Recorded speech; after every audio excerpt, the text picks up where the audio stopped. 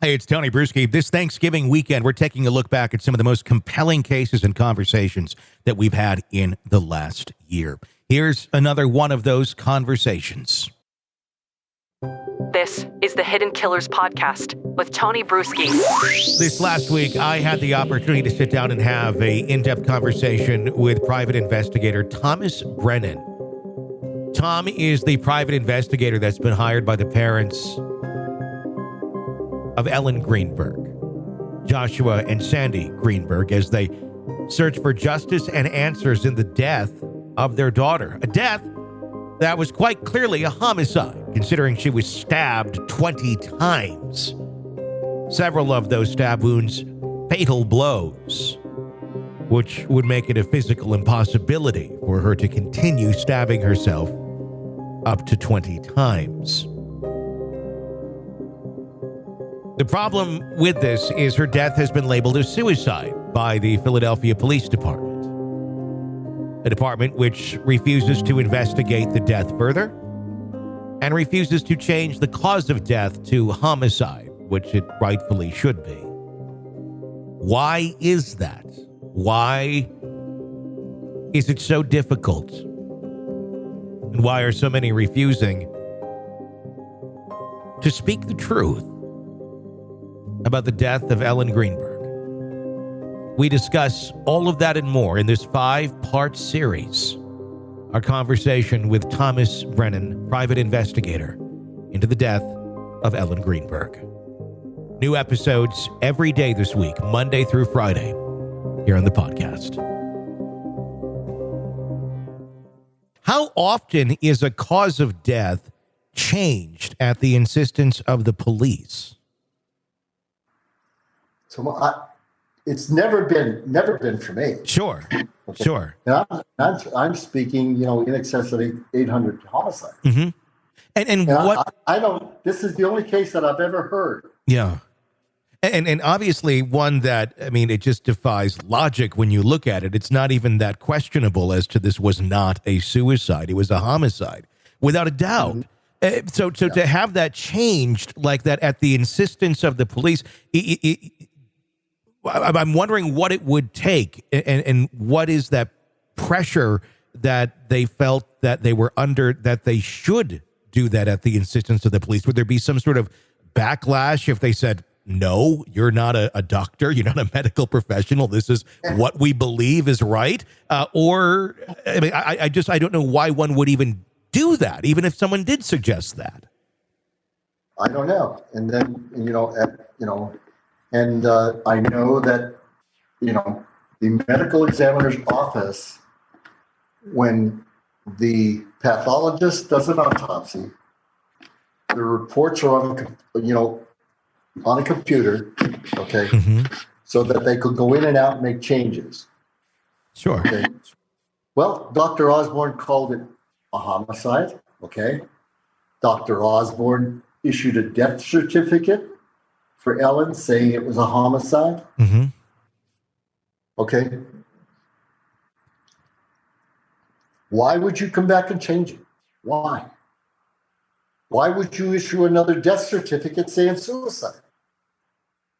No, it doesn't make a lot of sense. I mean, I know that the parents are obviously very upset about all this because it doesn't make sense. It doesn't bring justice.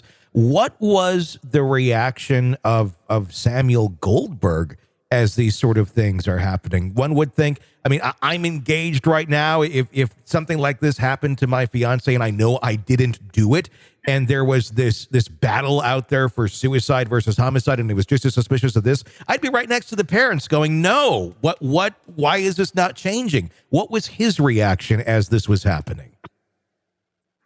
From what the parents have told me, what Josh told me, mm-hmm. Sam's response was just barely, mm-hmm. It was like he wasn't even there. Okay. Like he wasn't even there. Okay. From what I understand, he's remarried now, has mm-hmm. 2 or 3 children, lives in a $2 million apartment in Manhattan. Mm-hmm. So Oh, very, very bizarre response.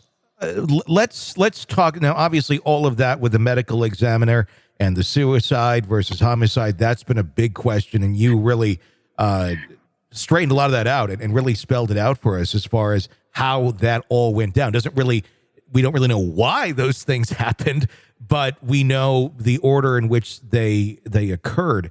So as you've continued to try and reach out to the authorities for help in this, just pointing out the obvious, look, this happened a while ago. Some of these people aren't here anymore, and they continue to not do very much. Where does the investigation stand right now? Because if I remember correctly, I thought that they had reopened the investigation not that long ago, but then I haven't heard anything new since.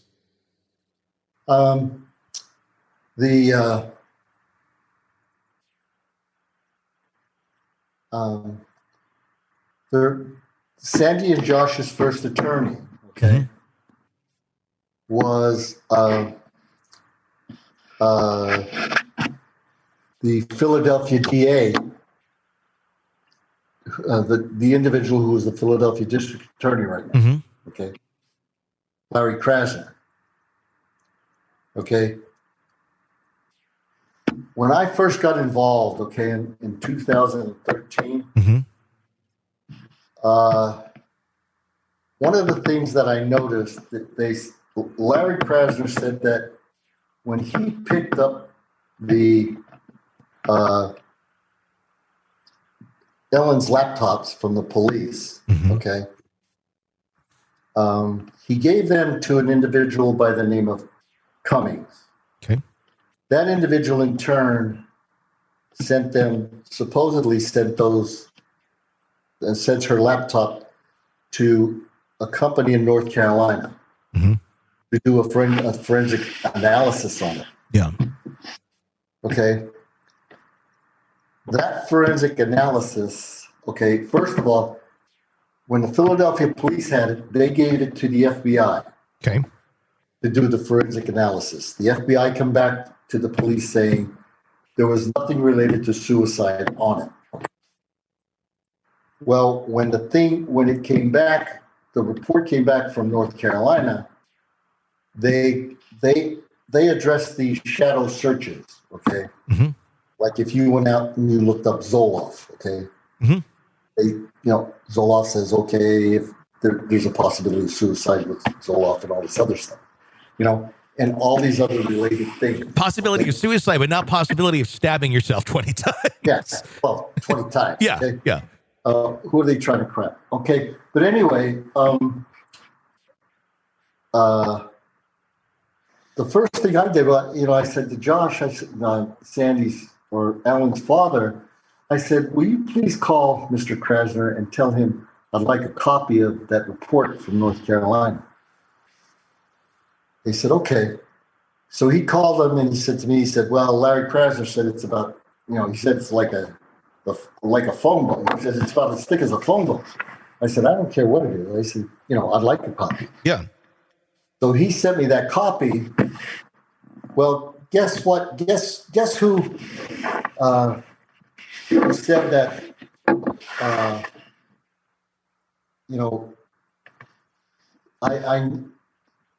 Larry Krasner had a copy and I had a copy. Okay, that was it.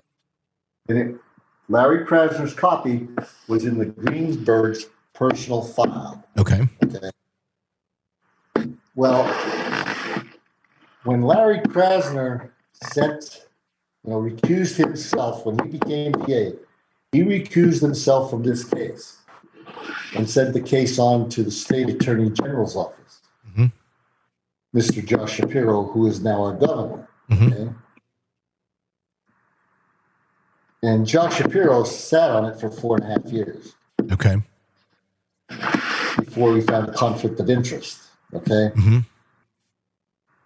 Josh Shapiro, the attorney general, sends it back to Philly because he's now running for governor. He doesn't want anybody. He said, I don't want it even to appear like I have a conflict of interest. All this time I'm talking with the supposed lead investigator in the case was their deputy Senior Deputy Attorney General Christopher Phillips. Mhm. Okay. Christopher Phillips is talking about, well, we did another analysis with the FBI and we come up with all these shadow searches. Mhm.